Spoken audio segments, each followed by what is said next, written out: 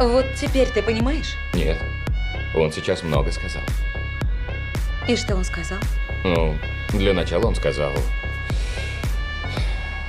«Добрый вечер, Брайан, добро пожаловать в мой уютный дом». Ага. Потом подошел ближе, положил руку на плечо и сказал: «Я знаю, что ты встречался с моей прекрасной женой».